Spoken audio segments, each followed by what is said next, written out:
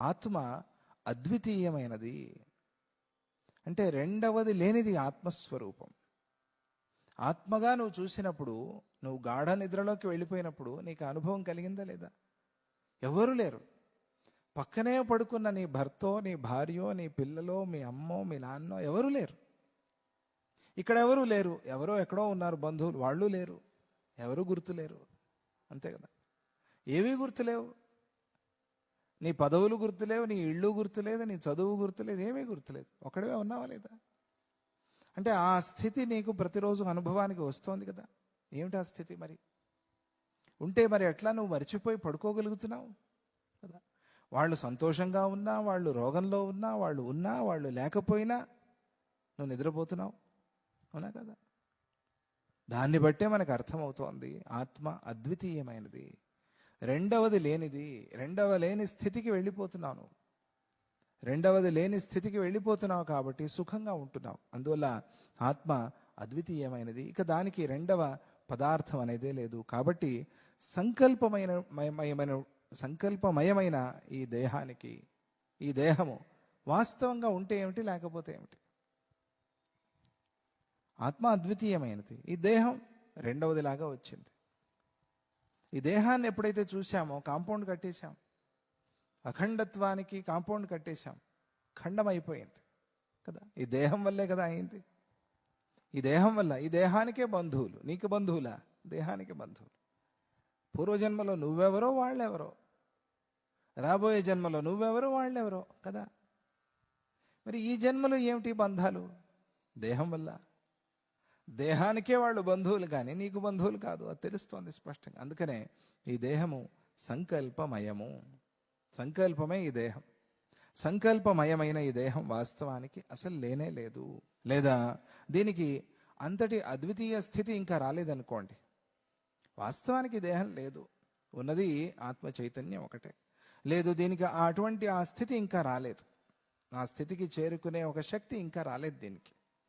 పాపం ఇంకా ఈ దేహము ఇట్లా అనుకుంటూనే ఉంది. అటువంటి ఆ అద్వితీయ స్థితికి ఇంకా రాకపోతే ఆత్మ అసంగం కాబట్టి ఆ అసంగత్వాన్ని చూస్తున్నాం కదా.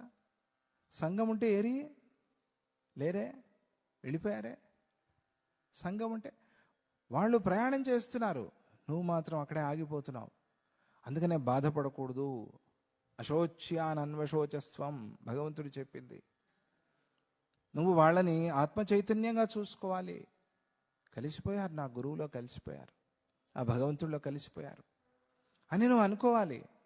దాన్నే భావన చేయాలి. అక్కడ ఉన్నారు అని, ఇదిగో నా కళ్ళల్లో చూసుకో అని చెప్పలా స్వామిజీ. అట్లా అది అసంగమైనది, ఆత్మ అసంగమైనది కాబట్టి దానికి ఎటువంటి సంఘాలు లేవు అని మనకి స్పష్టంగా తెలుస్తోంది. అంతే కదా. కాబట్టి అది అసంగమైనది కాబట్టి ఈ దేహం నాకు సంబంధించింది కాదు అనైనా భావన చేయాలి. ఇక ఇతరులకి సంబంధించిన దేహ విచారం కాదు, నీకు సంబంధించిన దేహ విచారంలో నువ్వు చూసుకుంటే తరువాత ఇతరుల విషయంలో కూడా నీకు తెలుస్తుంది. ఆ జ్ఞానం స్పష్టంగా అర్థమవుతుంది. అందువల్ల ఈ దేహం నాకు సంబంధించింది కాదు. ఎందుకు అంటే ఆత్మ అసంగమైనది, విడిచిపెట్టి వెళ్ళిపోతుందిగా. సంఘంతో ఉంటే అక్కడే ఉండాలిగా. సంఘం ఉండేవాళ్ళు ఎవరైనా ఉంటారా? ఉండగలరా? లేదా, విడిచిపెట్టి వెళ్ళిపోతుంది. దాన్ని బట్టి కూడా తెలుస్తోంది ఎంత హాయిగా సులభంగా చూస్తోంది ఆత్మ ఈ దేహాన్ని. చిరిగిపోయిన చొక్కాను చూసినట్టుగా చూస్తోంది. అయిపోయింది, దాంతో పని అయిపోయింది అంతే. వచ్చినందుకు దాంతో చేయాల్సిన పని అయిపోయింది, అది వెళ్ళిపోయింది అంతే. కాబట్టి ఆ జీవుడు, ఆ ఆత్మస్వరూపుడైన ఆ జీవుడు అసంగుడే ఎప్పటికీ కూడా. కాబట్టి ఈ దేహం నాకు సంబంధించింది కాదు. నువ్వు ఉన్నావు, ఇంకా ప్రాణాలతో ఉన్నావు, అప్పుడేమనుకోవాలి? ఈ దేహం నా గురువుకి సంబంధించింది, భగవంతుడికి సంబంధించింది, ఆయన సేవకు ఉపయోగపడాలి. నా చేతిలో ఒక టూల్ పెట్టారు, నా చేతిలో ఒక వస్తువు ఇచ్చారు, నాకింత ఒక పాత్రలో అన్నం ఇచ్చి అందరికీ అన్నదానం చేయరా అన్నారు. ఏం చేయాలి? నేను అన్నదానం చేయాలి. లేదా తీసి ఎక్కడో పెట్టేస్తే మూలలో పాడైపోతుంది. లేదా ఒకడే తింటే అది నీకు అరగదు కదా. దాన్ని నీకు కొద్దిగా నువ్వు వాడుకున్నప్పటికీ కూడా దాన్ని ఎందుకు నీ చేతికి ఇచ్చారో ఆ పనిని చేయాలి దాంతో. అట్లాగే ఈ దేహం కూడా నాకు ఆ భగవంతుడు ఇచ్చాడు, అరే నువ్వు సేవ చేయరా, సాధన చేయరా అని చెప్పి ఈ శరీరాన్ని ఇచ్చాడంటే అది ఆయనది కదా, నాది ఎట్లా అవుతుంది? అని ఈ రకంగా అయినా నువ్వు భక్తితో చూసి ఆ భక్తి మార్గంలో, యోగ మార్గంలో, చివరికి జ్ఞాన మార్గంలో అసంగమైనది కాబట్టి ఈ దేహం నాది కాదు. ఎందుకంటే నేను ఈ దేహం కాదు, అందరికీ తెలిసిందే. నేను ఈ దేహం కాదు, దేహంలో ఉన్నాను అంతే. ఇల్లు నేను కాదు, ఇంట్లో ఉన్నాను. ఇల్లు నేను ఎట్లా అవుతాను కదా, అందరికీ తెలిసిందే. కాబట్టి ఆత్మ అసంగమైనది కాబట్టి ఈ దేహం నాకు సంబంధించింది కాదు అని అనుకోవాలి. ఇది ధ్యానానికి బాగా ఉపయోగపడుతుంది. ఎందుకంటే దేహంతో ఉన్నామనుకోండి, అన్ని సమస్యలన్నీ గుర్తొస్తాయి, ధ్యానం కుదరదు. బయట జరిగేవన్నీ గుర్తొస్తాయి, ధ్యానం కుదరదు. మొండిగా కూర్చోలేం ధ్యానం చెయ్యాలి అని చెప్పి, మనస్సుని స్థిరపరచలేం కదా.